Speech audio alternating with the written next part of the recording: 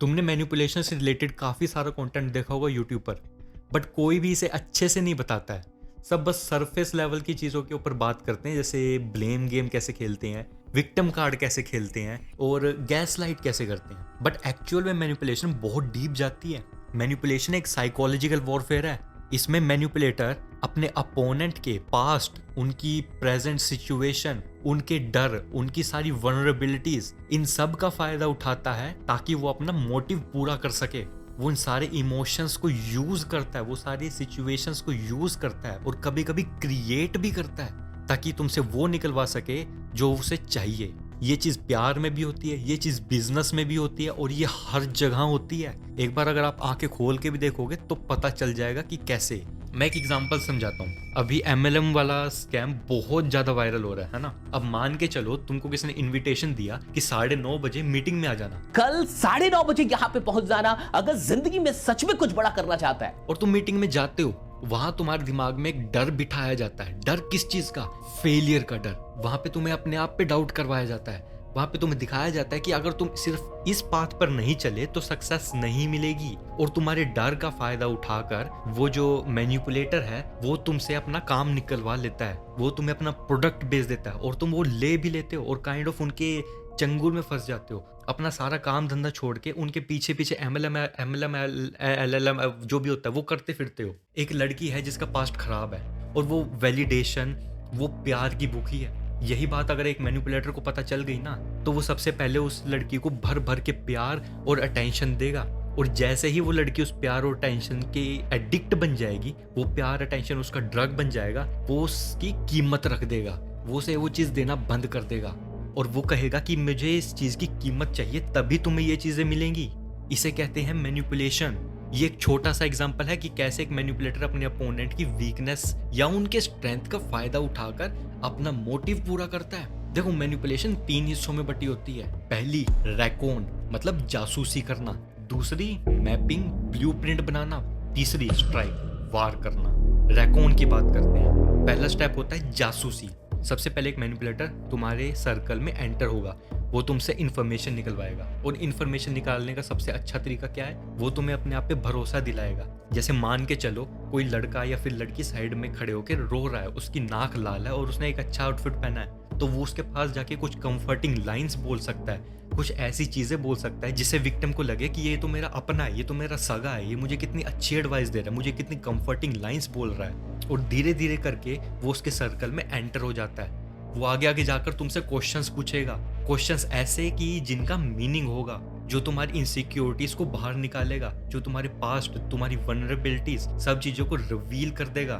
तुम्हारे चाइल्डहुड के बारे में जानेगा कि तुम्हारे पेरेंट्स स्ट्रिक्ट थे या नहीं थे, क्या तुम्हारे पेरेंट्स कंट्रोलिंग थे या नहीं थे, क्या तुम अपने पेरेंट्स से डरते हो या नहीं डरते। वो तुम्हारे सोशल मीडिया को स्टॉक करेगा कि तुम कब स्टोरीज डालते हो, कैसे कंटेंट को लाइक करते हो, किस रील को रीपोस्ट करते हो, क्या स्टोरी पे लगाते हो, किन कपड़ों में फोटोज डालते हो, सब कुछ। This will give him the most powerful tool, that is information. जासूसी का सबसे इंपॉर्टेंट टूल है ट्रस्ट जीतना। ट्रस्ट इसलिए ताकि सारी इंफॉर्मेशन निकलवा सके और लोग आसानी से भरोसा कर भी लेते हैं क्योंकि 90% लोग कनेक्शन के भूखे हैं। ये फेज 2 से 3 महीने लेता है लेकिन फाउंडेशन डाल देता है। इसके बाद कोई एस्केप नहीं होता। क्यों?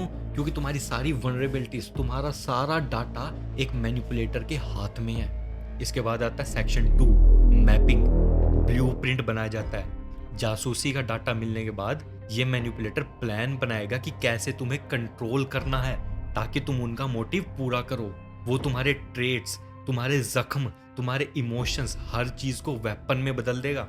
अब इन्फो तो निकाल ली, बट उस इन्फो से विक्टिम पर क्या फर्क पड़ता है?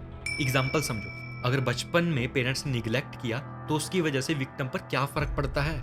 क्या वो अफेक्शन का भूखा है? अगर एक्स टॉक्सिक था तो क्या वो इंटीमेसी से डरता है? क्या वो कमिटमेंट से डरता है? क्या उसे फियर ऑफ अबैंडनमेंट है? क्या उसके नंबर ना आने की वजह से उसे फेलियर का डर है? अगर उसे गुस्सा आया तो शांत कैसे किया जाए, या गुस्सा आए तो उसे प्यार में कैसे बदल दिया जाए? तुम्हें कब रीएश्योरेंस चाहिए, और अगर तुम्हें रीएश्योरेंस नहीं मिली तो क्या होगा?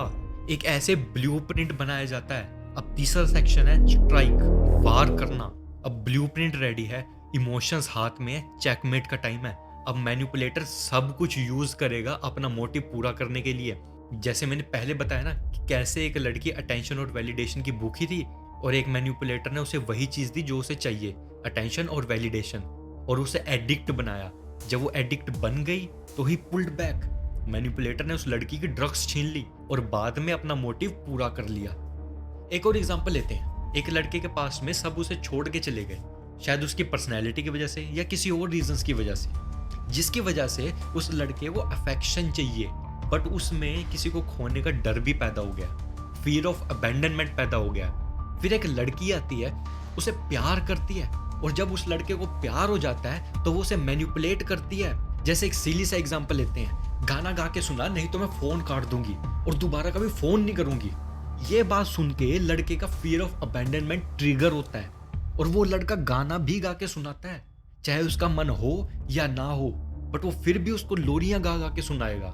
वो लड़की उसे कोई भी काम बोल दे और एक थ्रेट ऐड कर दे जिससे उसका फियर ऑफ अबैंडनमेंट ट्रिगर हो जाए, वो लड़का सब कुछ करेगा।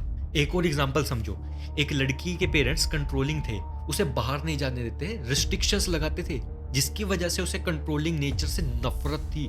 ये चीज एक मैनिपुलेटर आराम से देख सकता है। वो उसे शुरू में फ्रीडम दिखाकर और कुछ एक्सट्रीम एडवेंचर या लिबर्टी दिखाकर उसे अट्रैक्ट करता है और अपना मोटिव पूरा करने के लिए वो धीरे धीरे उस पर कंट्रोल डालना शुरू कर देगा, same as her parents did to her. अब इससे वो लड़की को कंट्रोल कर लेगा बिकॉज शी इज हैबिचुअल। वो उसे कंट्रोल करके सिमिलर सेफ इन्वायरमेंट भी देगा और अपना मोटिव पूरा करने के लिए उसे फ्रीडम भी देगा। यही चीज रिलेशनशिप में भी होती है।